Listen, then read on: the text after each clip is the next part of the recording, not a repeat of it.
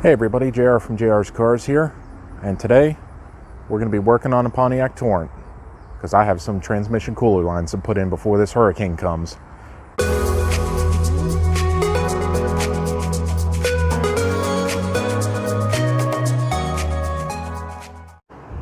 Alright everyone, just like I said, we got a hurricane coming here overnight, so I want to try and get this thing buttoned up and done and over with so I can actually drive it and it's not leaking all over my driveway.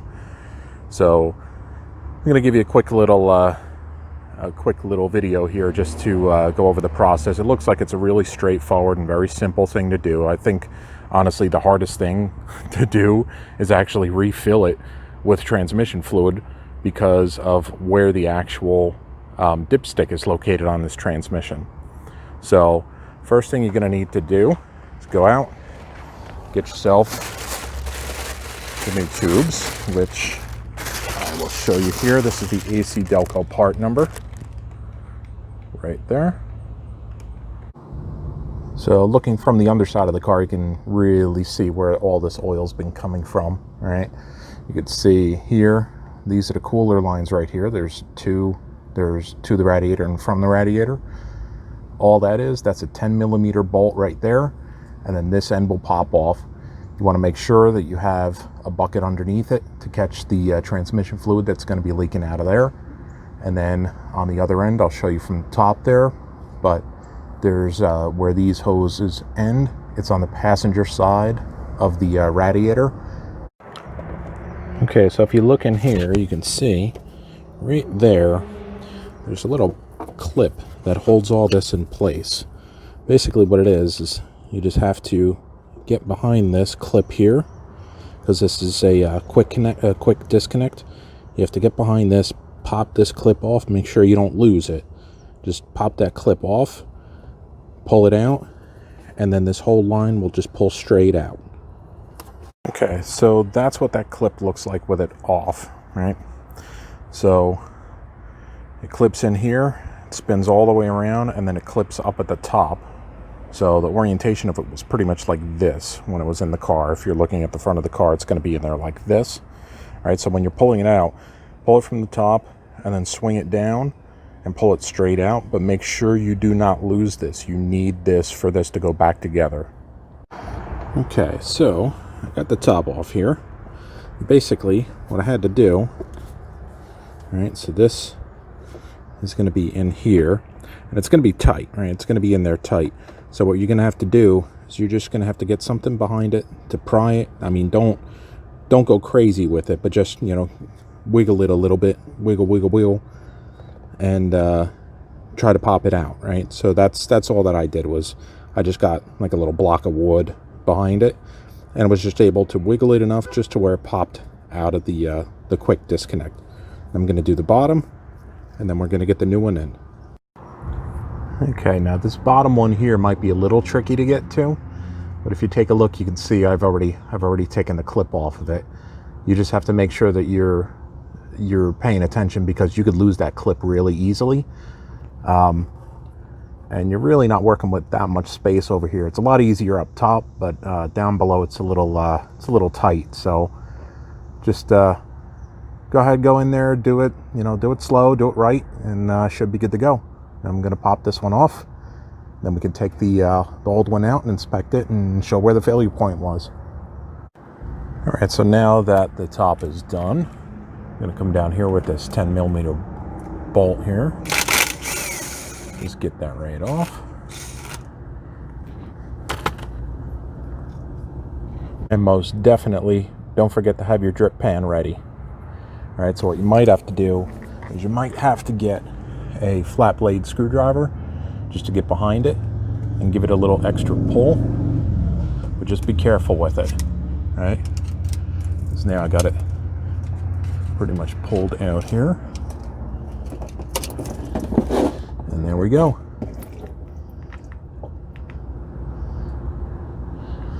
So I would just let that drain out as much as you can. Make sure you don't get any debris in that hole for the transmission. The two holes, I'm sorry, not just the one, but the two holes you can see in here and there. So let this hose drain out a little bit so to make it a little bit easier when you're pulling off the rest of it. Okay, so here's what I managed to mangle out of there. It was a pain to get all of that out of there, to pull it out, because it has to pull out this way and down and out. So basically it's these hoses I started pulling out first, and then it's like just trying to get each one of these out by themselves. Obviously I bent this one just getting it out. I mean, honestly, I don't care what happens to this, but the new ones I'm going to be a little bit, more cautious putting them back in, because they actually have to go behind or forward, I should say, of the transmission mount, and there's really not that much room to put things in there, so it makes it a little bit harder. But I mean, obviously you can see here this line's all rusted out, and I guarantee you this was the weak point right here, which is why it's all kinked and crimped. But the entire section here is all rusted out, with exception of the ends here. Okay, so two things here. Number one, when you're putting these in, you want to make sure that you put something on the end just to protect the ends here, so you're not getting debris in there and you're not nicking the surface on both ends there.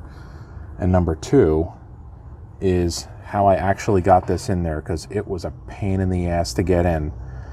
So what I'll do is I'll show you from the bottom side how I got it in, because that's pretty much the only way I found that was easy enough. Okay, so laying on your back, basically what I did was, this is your transmission mount here, and what I did was I took the tubes and I fed them through this way, going straight up. All right, so I fed them in here with the tubes going straight towards the sky, and then I had to kind of finagle the rest of the cables over here, the tubing over here, and then feed this through the bottom to be able to reach the transmission back here. So it was definitely a pain to get in, but now they're in. I just have to clip them into place, and I have to put them into the transmission and the radiator cooler, and then into the transmission, and then we can refill the transmission and check everything and make sure that we're good to go. All right, everyone, so one little tip here. What you're definitely going to want to do to get those lines back in the radiators, you're going to want to take this quick connect off to put those clips back in, because you're never going to get those things in right, and it's going to be a problem. So the easiest way, it's a 19 millimeter bolt. Just take them off, put the clip in, put it back on, and then the hose will clip right into place. And I'm going to do this as quickly as possible, because it is getting really, really nasty looking out. Okay, so when you have it all back together, this is what it should look like. Okay, and with that, you put your lines back on the transmission and you're good to go. You just need to fill it back up, but I'm definitely not doing it now because I'm seeing lightning in the background, and we'll save that for another day. Man, that sky's looking really angry right now. Jeez. Well, like I said, here's some lightning for you. I'm gonna end the video here.